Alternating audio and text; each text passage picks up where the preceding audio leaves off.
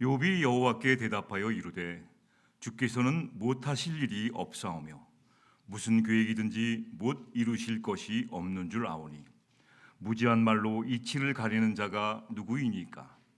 나는 깨닫지도 못한 일을 말하였고 스스로 알 수도 없고 헤아리기도 어려운 일을 말하였나이다. 내가 말하겠사오니 주는 들으시고 내가 주께 묻겠사오니 주여 내게 알게 하옵소서. 내가 주께 대하여 귀로 듣기만 하였사오나 이제는 눈으로 주를 배움나이다. 그러므로 내가 스스로 거두어 드리고 티끌과 죄 가운데에서 회개하나이다. 아멘.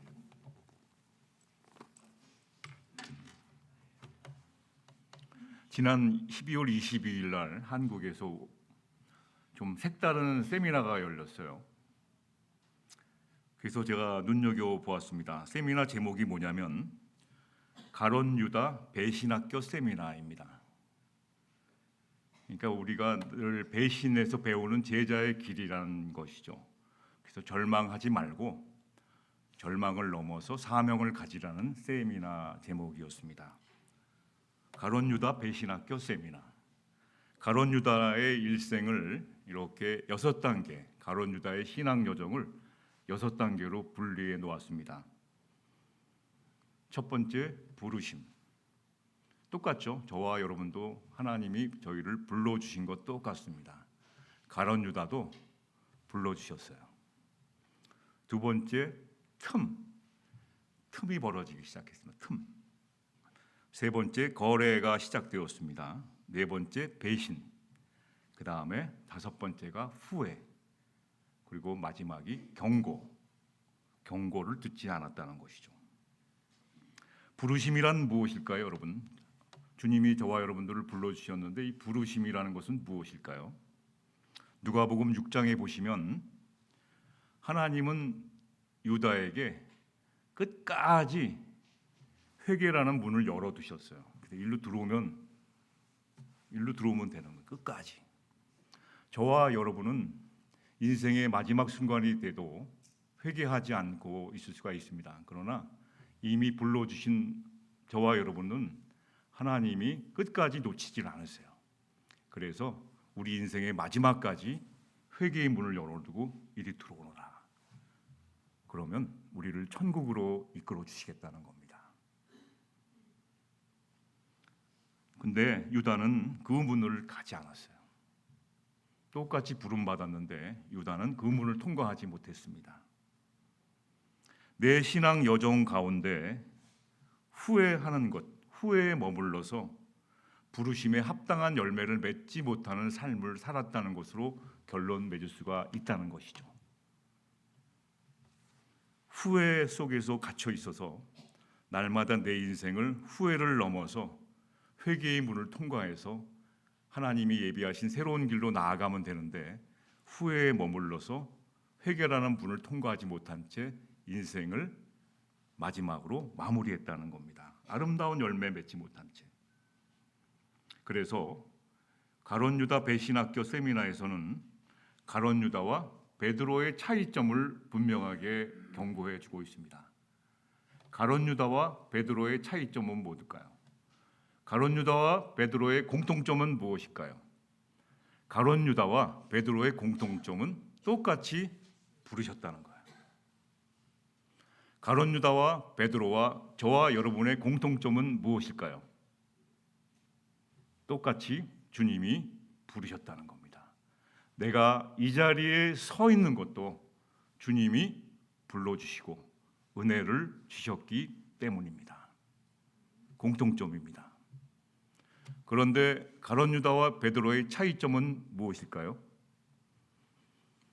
베드로는 실패했을 때 주님 앞에 회개하고 돌아왔다는 것과 가론 유다는 실패했는데 후회에 머물러서 인생을 그냥 마무리했다는 것이 차이점이 옳시다. 가론 유다와 베드로의 공통점, 저와 여러분의 공통점은 똑같이 불러주셨는데 이제 우리의 인생의 마무리를 누구와 똑같이 하시겠습니까? 저는 베드로처럼 하고 싶습니다. 여러분들도 베드로처럼 실패하고 절망과 어려움 가운데 빠졌더라도 다시 일어서는 여러분 되시기를 주의 이름으로 축원합니다. 교회 공동체 안에서 신앙생활을 하다 보면 이 관계 속에 생기는 작은 틈들이 있습니다. 갈등이 있습니다. 나와 저 사람이 안 맞는 부분이 굉장히 많이 있어요. 교회 공동체 안뿐만 아니라 우리 인생이 이 같이 사는 부부도 잘 안 맞는데 다른 사람과 어떻게 이 조합해서 살아가는 것은 쉬운 일이 아니죠. 그때마다 틈이 벌어집니다. 하나님과 우리 사이에도 틈이 생기기 시작합니다. 하나님 그것을 너무 잘 아시죠. 하나님은 저와 여러분들이 완벽하지 못하다는 것을 너무나 잘 알고 있습니다. 틈이 생기고 갈등이 생길 때, 그래서 후회하고 절망 가운데 빠질지라도 하나님은 오늘도 저와 여러분들에게 부르심에 합당한 열매가 무엇입니까? 돌아오라는 것이죠. 그래서 교회 공동체 안에서는 신앙생활하다 보면 관계 속에 생기는 작은 균열, 틈을 방치하지 않고 회개의 루틴을 짜서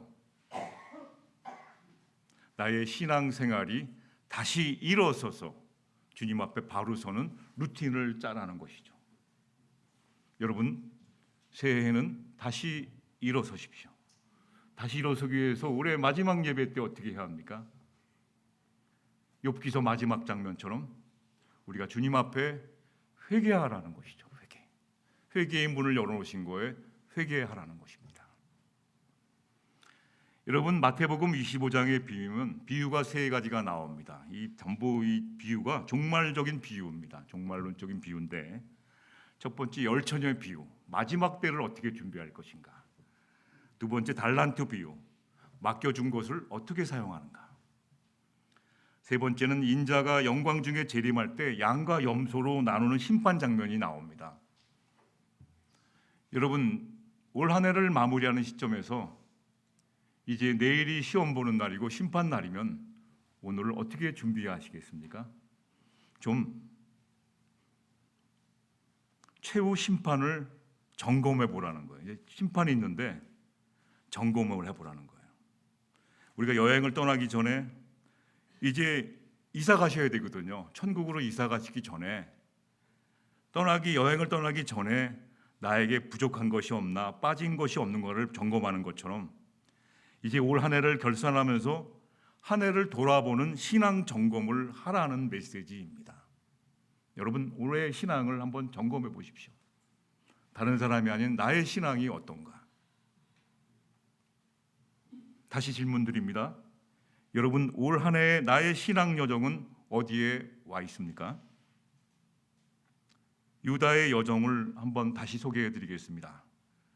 부르심, 틈, 거래, 배신, 후회, 경고 과정이 있었습니다. 베드로는 부르심, 틈, 거래, 배신, 후회했지만 마무리를 회개로 했습니다. 이 차이점이 무엇인지요? 여러분, 2025년도 마지막 예배에 마무리를 무엇으로 하시겠습니까? 후회? 또는 틈이 갈라진 배신, 배반? 가룟 유다는 당시 노예 한 명값이 30냥입니다. 은 30냥. 은 30에 예수님을 팔았던 것이에요. 가장 높은 분을 가장 낮고 천한 곳으로 옮기게 만들었던 거예요. 가장 낮은 값에 가장 높고 지고지순한 사랑이 모욕을 당하게 된 결과를 만든 겁니다. 여러분이 안에 주신 예수 그리스도라는 분은 가장 높은 최고의 가치를 가지고 있는 분인데, 저와 여러분의 삶 때문에 예수님이 아주 형편없고 모욕을 당하는 한 해를 보내시지는 않으셨나요? 불신이 동반된 자기 신앙의 합리화를 통해서 신앙의 가치를 현실적인 계산으로만 전락시킨 겁니다. 내가 기도를 함으로써 나에게 무슨 이득이 될 것인가? 내가 교회를 다님으로써 나에게 이득은 무엇인가? 이 교회가 나의 기도 생활이 나에게 어떤 이득이 될 것인가? 혹시 주판만 계산기만 두드리고 계신 것은 아닌지요.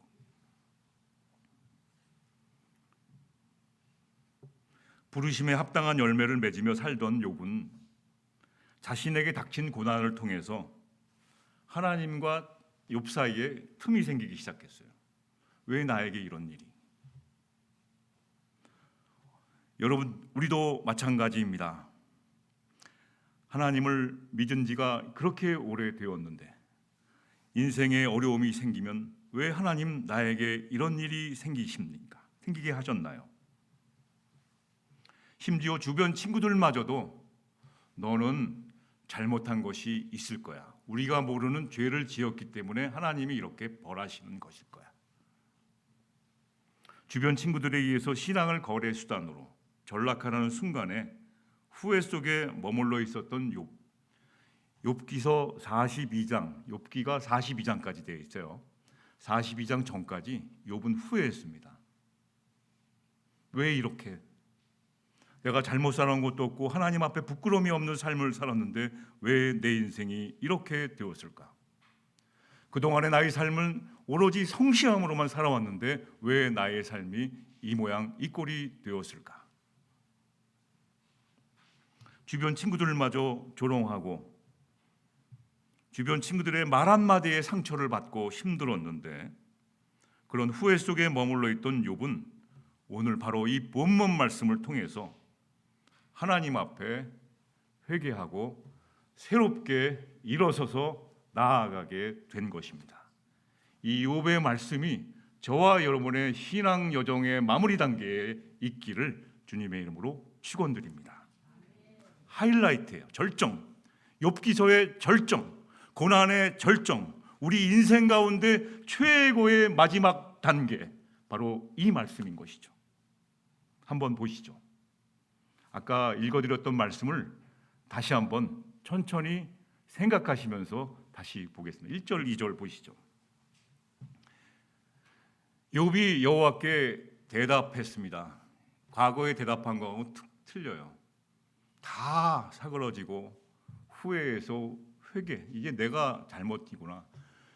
주께서는 못하실 일이 없는 분이시며 모든 계획을 못 이루신 것이 없는 줄 아는 하나님이십니다.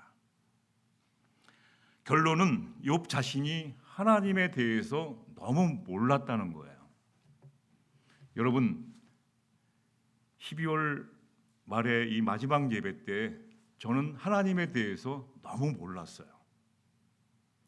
오늘 아까 찬양하신 것도 죄송하지만 오늘 처음 들은 노래입니다. 왜 이런 것도 몰랐나가 아니라 우리는 하나님에 대해서 지나온 시절 돌아보니까 너무 몰랐다는 사실입니다. 욥은 그렇게 믿음이 좋았지만 하나님에 대해서 너무 몰랐습니다. 이렇게 고백하는 거예요. 여러분, 요즘 어떠한 기도를 드리시나요? 하나님 앞에 어떤 회개의 기도와 하나님 앞에 어떤 자백을 드리시나요? 가장 먼저 해야 할 것은 하나님, 저는 하나님에 대해서 너무 몰랐습니다라는 고백이 돼야 된다는 것이죠. 제가 신앙 경력만 몇십 년이 되고 몇백 년이 흘렀는데 우리 가족의 신앙 경력을 따져보면 그런 것을 자랑하는 것이 아니라 이제 심판의 때 말세에 하나님 아버지 앞에 욥은 내가 하나님에 대해서 너무 부지했습니다. 이것을 말한 겁니다. 욥은 그동안 하나님 앞에서 자기의 의를 주장해서 내가 잘못한 것이 무엇입니까? 내가 잘못 살아온 것이 무엇입니까? 라고 계속 고백했지만 절대자인 하나님의 공의와 통치 아래에 의를 제기한 것이 얼마나 미련하고 자신이 교만했음을 깨닫고 욥은 그것을 절실하게 깨달아서 하나님 앞에 내가 너무 무지했습니다 라고 고백한 겁니다. 그래서 욥은 전능하신 하나님, 못할 것이 없는 그 하나님을, 하나님의 계획은 우리의 계획과 틀려서 그 다른 하나님의 놀라운 계획을, 하나님의 전능하심을 찬양하고 온 것으로 시작되는 겁니다. 겸손하게 인정하고 고백하는 거예요. 우리의 인생의 마무리는 하나님의 전능하심을 겸손하게 인정하고 고백하는 마무리가 되었으면 합니다. 올 한 해 저희 교회를 이끌어 주신, 우리 가정을 이끌어 주신, 또 나 자신을 여기까지 인도해 주신 하나님 앞에 겸손히 감사함을 돌려보시지 않으시겠습니까? 하나님 은혜에 감사드립니다. 욥은 이 얘기를 하는 겁니다. 이것을 인정한 겁니다. 나의 나된 것은 하나님의 은혜였습니다. 이것을 인정한 겁니다. 3절에서 보면 3절 보시죠. 무지한 말로 이치를 가리는 자가 누구이니까? 나는 깨닫지도 못한 일을 말하였고 스스로 알 수도 없고 헤아리기도 어려운 일을 말하였나이다. 욥만 그런 것이 아니라 저도 이렇게 살았어요. 잘 알지도 못하면서 계속 말했죠. 스스로는 알 수 없는 영적인 세계를 마치 다 아는 것처럼 얘기했고 헤아리기도 어려운 일을 말하려고 살았던 삶이었습니다.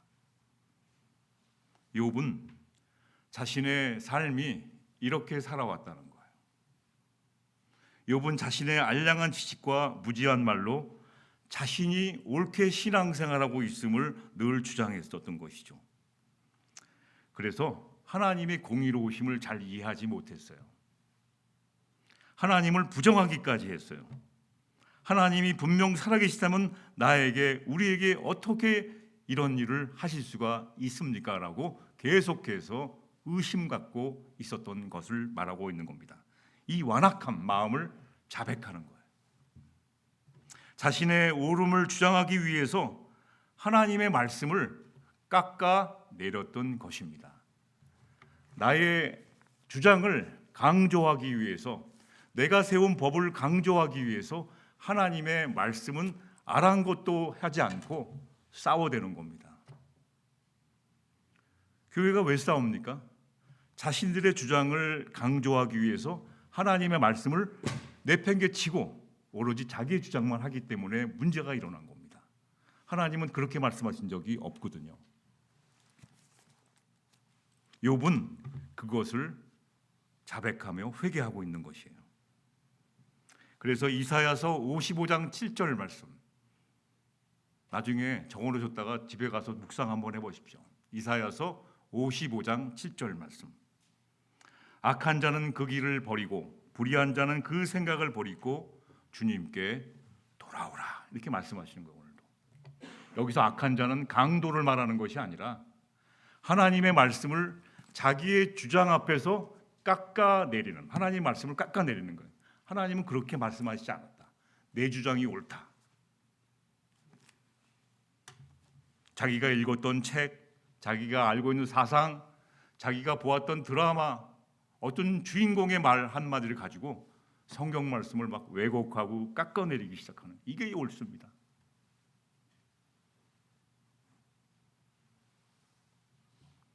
심지어 속담을 가지고 성경 말씀을 깎아내리는 분도 굉장히 많습니다.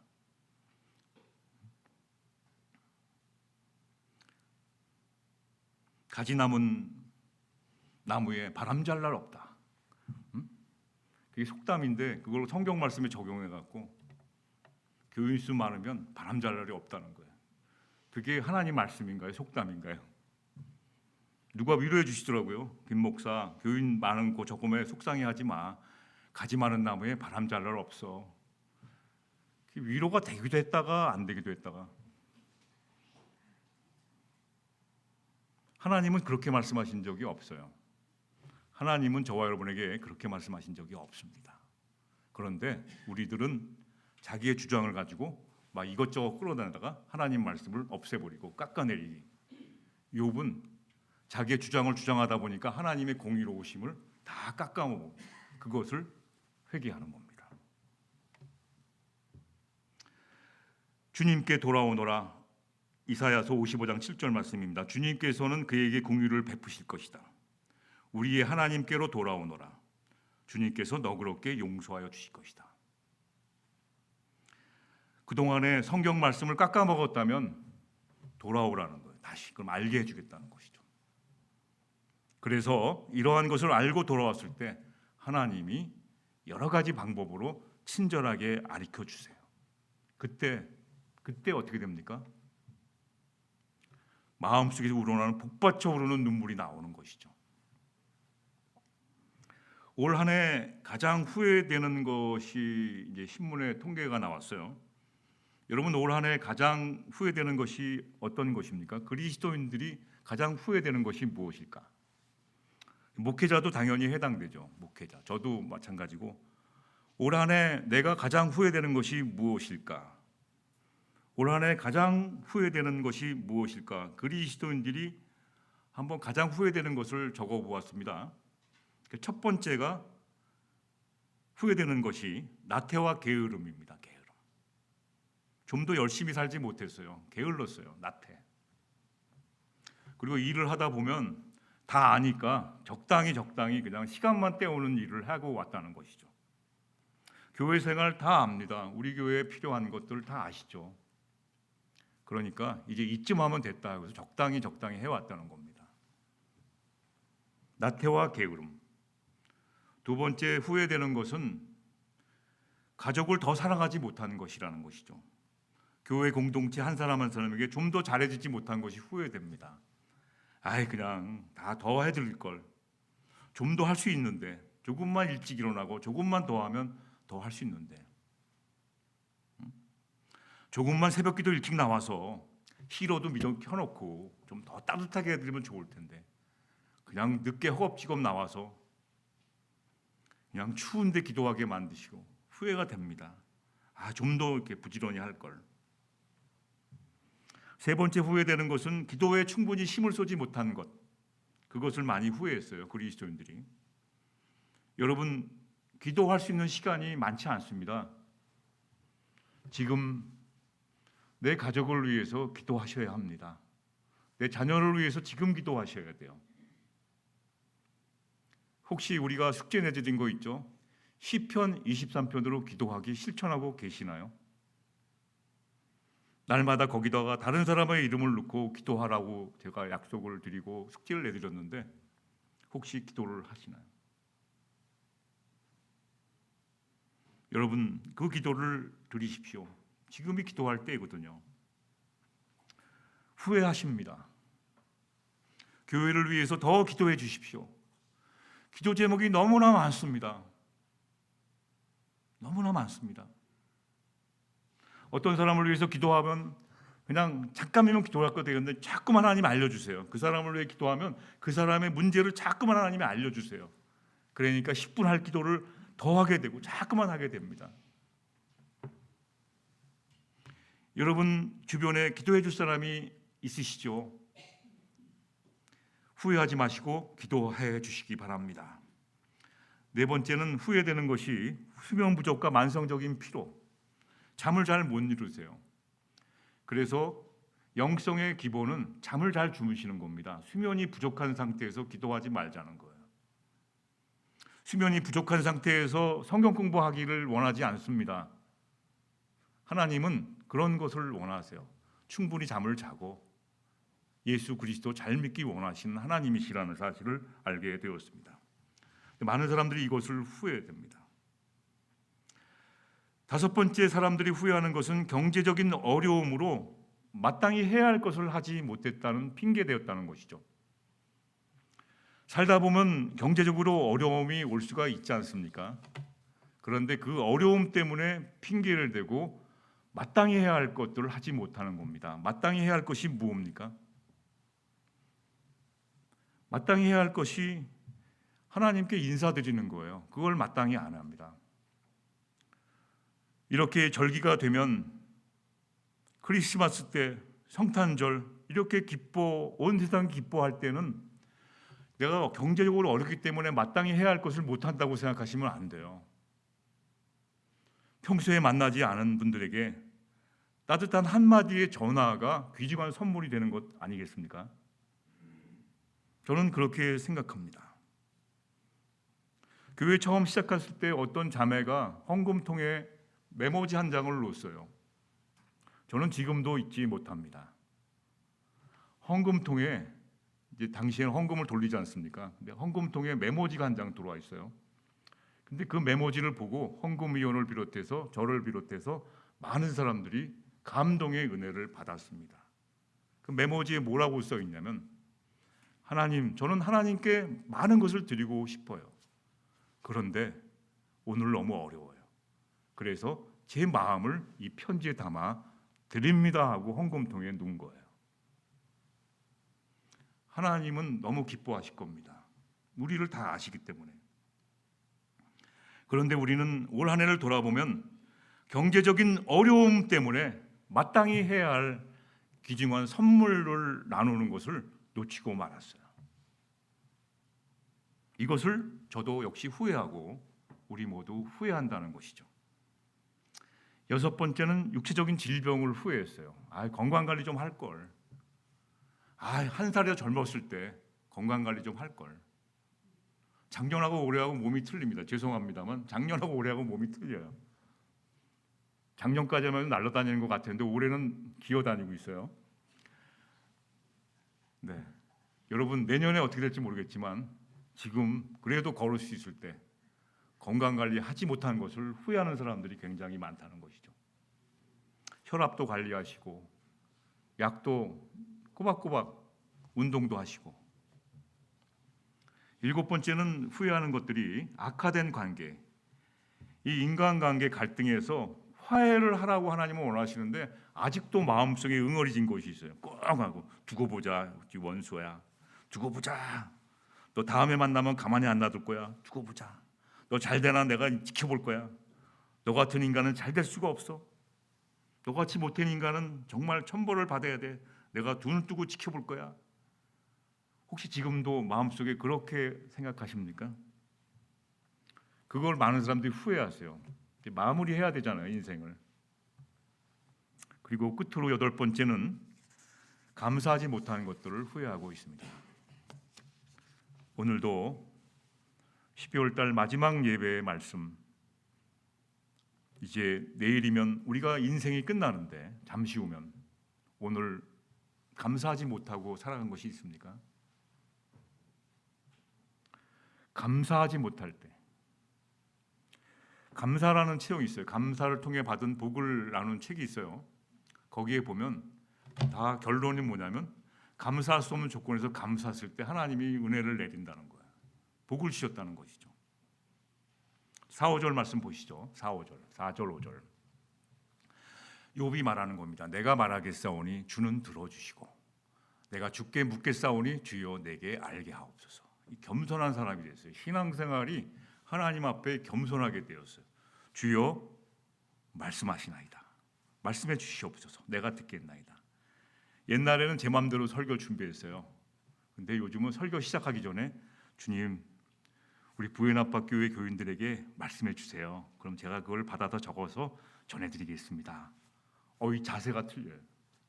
옛날에는 내가 아는 지식 갖고 막 이거 이렇게 하면 되지. 차차차차.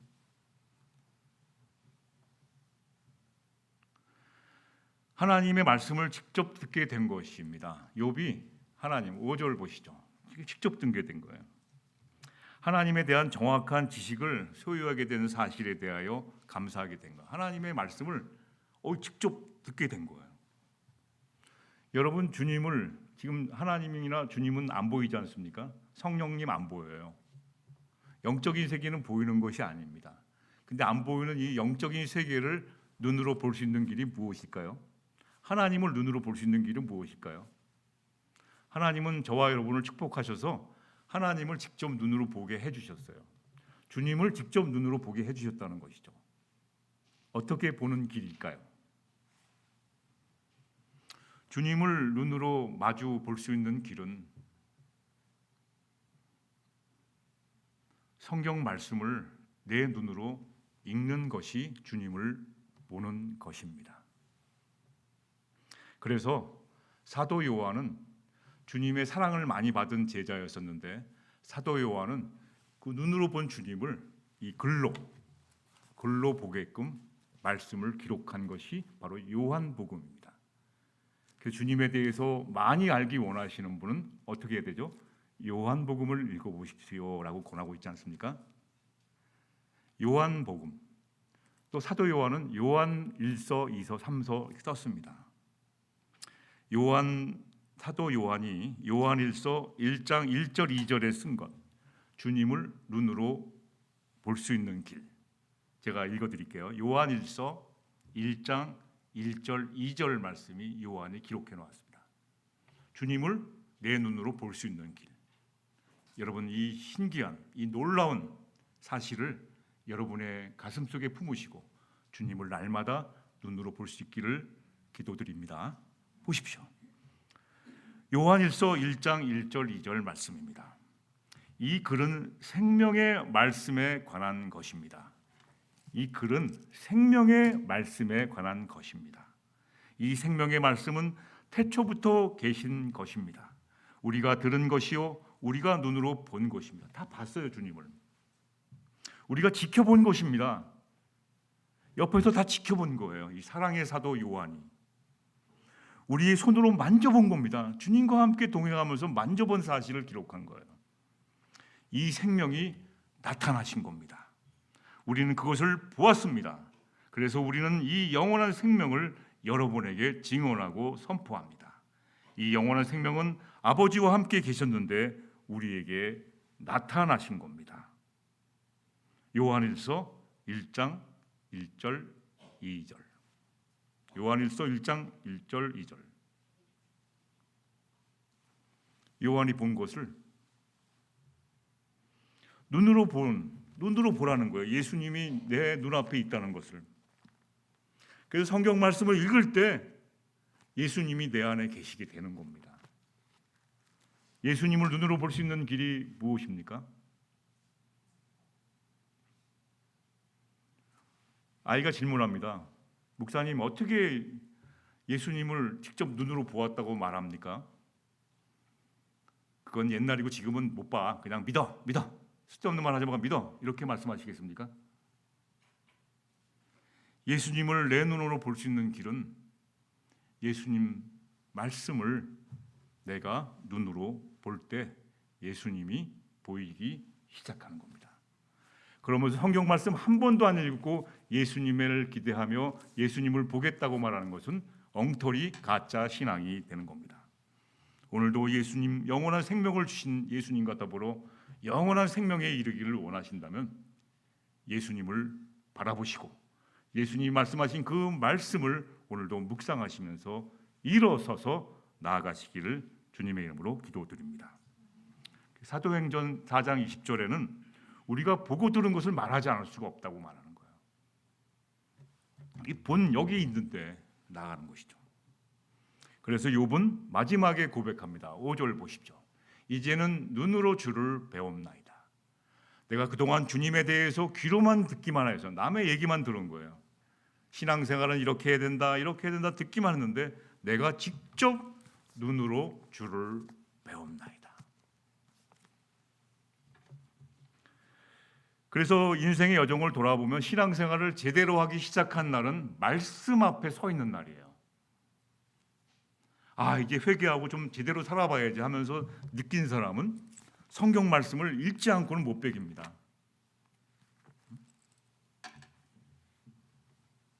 이제는 눈으로 주를 배웁나이다. 이제는 눈으로 주를 배웁나이다.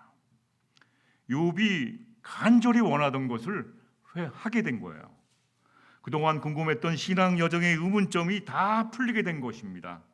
후회에 머물러 있지 않고 회개를 통하여 주님이 주신 말씀이 내게 임하여 직접 주님을 보게 된 것입니다. 다시 강조합니다. 눈에 보이지 않는 하나님을 내 두 눈으로 직접 볼 수 있는 길은 무엇입니까?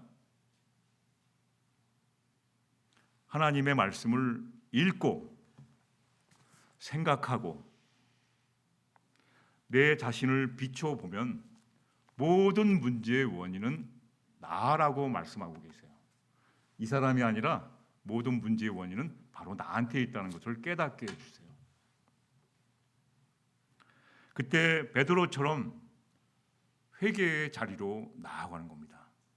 다윗처럼 털퍼덕 주저앉아서 회개하는 겁니다. 그 길만이 우리가 살 길이고 우리의 희망이 되어야 됩니다. 그래서 6절 말씀 보시면 6절 말씀 보시죠. 그러므로 내가 스스로 거두어 드리고 티끌과 재 가운데에서 회개하나이다. 여기 회개하나이다 요 말씀이 성경에서는 안 붙었는데 아멘 회개입니다. 다시 말하면 진실한 회개입니다. 회개면 회개인데 이 진실한 회개예요. 욥기서 마지막 42장에 가서 욥이 회개를 한 거예요. 그동안에.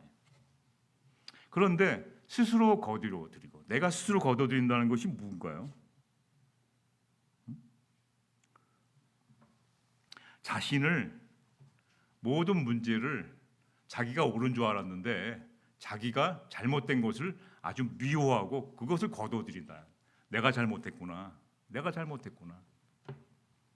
가증히 여기고, 자기 자신이 잘못한 것을 모르고 행동했던 것을 가증히 여기고 미워하고 혐오하는, 다 나 때문인데 내가 다른 사람만 탓했구나, 하나님만 탓했구나. 문제는 내 탓이라는 겁니다. 나 때문에 일이 일어난 것을 모르고 나를 빼놓고 얘기했던 그러한 삶에서 회개한다는 거예요. 그래서 성경은 저와 여러분들에게 결론을 내리고 있습니다. 어떤 결론을 내리고 있나요? 로마서 3장 11절 말씀. 이 세상에 의인은 하나도 없나니, 아무도 없는 거야. 반도 없고 하나도 없어요. 하나도. 저와 여러분들은 죄인오라 하실 때 부르시면 다 가야 할 사람들입니다. 그런데 스스로 자신의 잘못을 바라보고 티끌과 재 가운데, 당시에는 잘못하면 이 머리에다가 이 재를 뿌려요. 재. 그리고 이 상복을 입고 하나님 앞에 회개. 그런 거 하지 말라는 거예요. 옷을 막 찢어요. 잘못했습니다. 옷 찢고. 그런 형식적인 그거 말고 진실한 회개를 하라는 것이죠. 성경에서는 그래서 말세에 심판하실 날이 가까웠다고 말씀하시면서 예를 하나 들죠. 나무 위에, 우리가 이제 나무라면 도끼를 올려놨어요. 그러니까 탁 치면 우리는 잘라지는 겁니다. 심판하는 거. 양과 염소로 구별되는 거예요. 지금 나무 위에 하나님의 심판이 올려놓여 있다는 것이죠. 탁 치면 양과 염소로 갈라지는 거예요. 한 해를 마무리하는 이 시점에 우리는 먼저 무엇으로 마무리해야 합니까? 말씀을 정리하겠습니다. 요엘서 2장 13절 말씀. 옷을 찢지 말고 마음을 찢어라. 주 너희의 하나님께로 돌아오노라. 주님께서는 은혜롭고 자비로우시며 오래 참으시며 한결같은 사랑을 늘 베푸시고 불쌍히 여기는 마음이 많으셔서 뜻을 돌이켜 재앙을 거두시리로다. 거기에는 돌아오라는 거예요. 돌아오라는 거예요. 우리나라에 내렸던, 우리 가정에, 우리 교회에 내렸던 모든 어려움을 회개를 통해서 돌이키시겠다는 거예요. 욥의 고백처럼 내가 주께 대하여 귀로만 듣기만 하였사오니 이제는 눈으로 주를 배웁니다라는 고백이 다른 사람의 고백이 아니라 나와 여러분의 고백이 되어서 주 앞에 회개하나이다라는 고백으로, 회개를 통해서 신실한 그리스도인으로 거듭나시기를, 한 해를 마무리하는 이 시점에 주님의 거룩한 자녀가 되시기를 주님의 이름으로 기도드립니다.